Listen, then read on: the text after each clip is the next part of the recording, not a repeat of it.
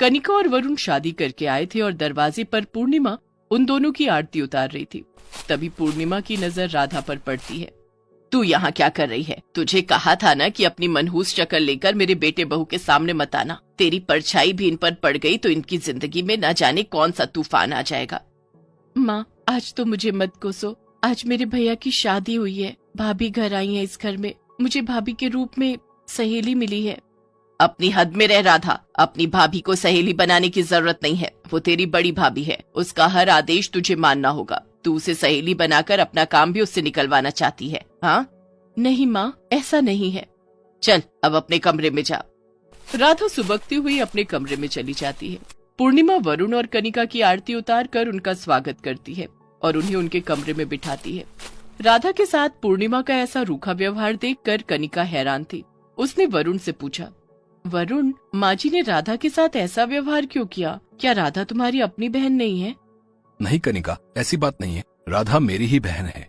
बात यह है कि जब राधा माँ के गर्भ में थी तब किसी पंडित ने माँ को बताया था कि अगर तुम्हें बेटी होगी तो तुम्हारे पति की मौत हो जाएगी, और राधा के जन्म के बाद यही हुआ। कुछ महीने बाद पिताजी चल बसे, जिस कारण माँ राधा को मनहूस मानती है। ओह, तो ये बात है। लेकिन इसमें राधा की कोई गलती नहीं है। कनिका और वरुण बातें कर रहे थे, तभी पूर्णिमा के चीखने की आवाज आती है।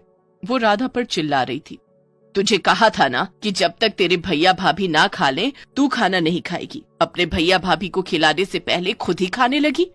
लेकिन माँ, ये तो सिर्फ एक लड्डू है जो भाभी के मायके से आया है। मैं तो सिर्फ टेस्ट कर रही थी। मुझे ये समझ नहीं आता कि तुझसे सब्र क्यों नहीं होता। पहले जा अपने भैया भाभी को चाय नाश्ता करवा, फिर खुद कुछ खाना। ठीक है माँ। राधा वरुण और कनिका के लिए उनके कमरे में चाय नाश्ता पहुंचा देती है।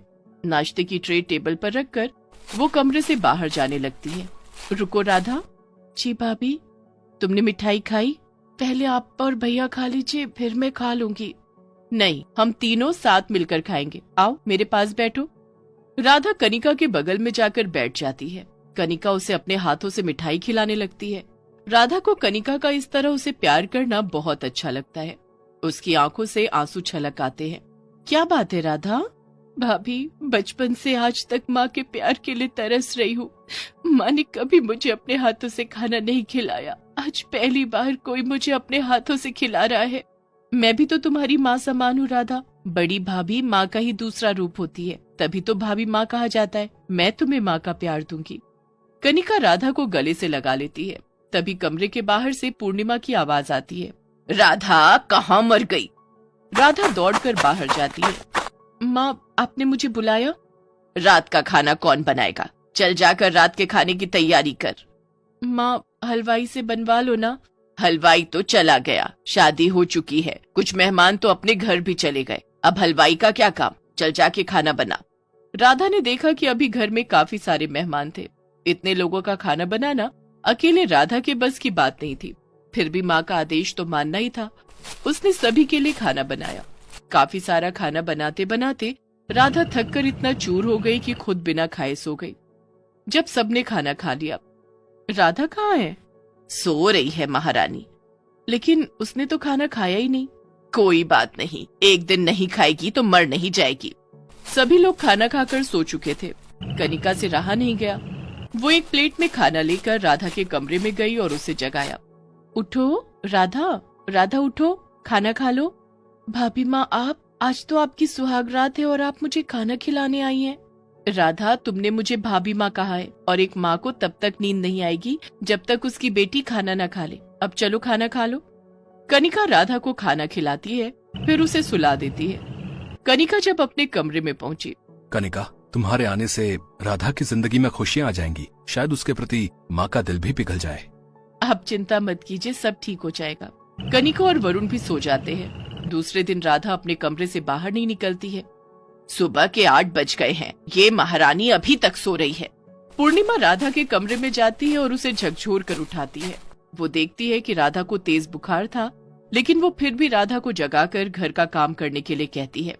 घर में इतना काम पड़ा है और तू घोड़े बेचकर सो रही है। चल उठ, काम पर लग जा। माँ, मेरी तबीयत ठीक नहीं है, पूरे बदन में बहुत दर्द हो रहा है। ये सब काम ना करने के बहाने हैं। काम करेगी तो सारा दर्द ठीक हो जाएगा। अब जल्दी कमरे से बाहर आ जा। राधा कमरे से बाहर आती है और घर में झाड़ू लगाने लगती है। वो कनिका के कमरे में भी झाड़ू लगाने जाती है। राधा को देखकर कनिका ने कहा, अरे राधा, क्या बात है, तुम्हारी तबीयत ठीक नहीं है क्या? नहीं भाभी, मुझे बुखार हो गया है और माँ मुझसे घर के काम करवा रही है। उन्होंने मुझे दवाई तक नहीं दी। तुम ये झाड़ू छोड़ो और अपने कमरे में जाओ। लेकिन मैंने पूरे घर पे झाड़ू नहीं लगाई तो माँ मुझे बहुत डांटेगी। वो सब तुम मुझ पर छोड़ दो, तुम अपने कमरे में जाओ। ठीक है भाभी। राधा अपने कमरे में जाकर आराम करने लगती है। कनिका चाय और नाश्ता लेकर राधा के कमरे में आती है। ये लो राधा, नाश्ता कर लो और उसके बाद बुखार की दवाई खा लेना, इससे तुम्हें आराम मिल जाएगा। लेकिन फिर भी तुम्हारी तबीयत ठीक नहीं हो तो मुझे बताना, तुम्हारे भैया तुम्हें डॉक्टर के यहाँ ले जाएंगे। लेकिन भाभी, घर की सफाई अभी बाकी है। घर की सफाई मैं कर दूंगी। नहीं भाभी, अगर माँ ने देख लिया तो घर में कोहराम मचा देंगी। माँ जी अभी मंदिर गई हैं, उनके आने से पहले मैं घर की सफाई कर दूंगी, उन्हें कुछ पता नहीं चलेगा। थैंक यू भाभी। राधा चाय नाश्ता करके बुखार की दवाई खा लेती है। कुछ ही देर बाद उसकी तबीयत में सुधार आ जाता है, जिसके बाद वो फिर से घर के काम में जुट जाती है। कुछ दिन बीत गए, सभी रिश्तेदार अपने अपने घर चले गए। वरुण ने भी ऑफिस ज्वाइन कर लिया। राधा भी कॉलेज जाने के लिए तैयार होने लगती है। कहाँ चल दी सुबह सुबह? माँ, मैं कॉलेज जा रही हूँ। शादी की वजह से मेरी बहुत सारी क्लासेस मिस हो गई हैं। मेरी परीक्षाएं नजदीक आ रही हैं। आज से तू कॉलेज नहीं जाएगी। लेकिन क्यों माँ? तू कॉलेज चली जाएगी तो घर का काम कौन करेगा? हाँ माँ, अब तो भाभी आ गई है ना। वैसे भी मैंने सुबह घर की सफाई कर दी है, सिर्फ खाना बनाने का काम है। भाभी खाना बना लेंगी तो तुम उनसे कह देना कि वो बर्तन ना धोएं। मैं कॉलेज से आकर बर्तन धो दूंगी।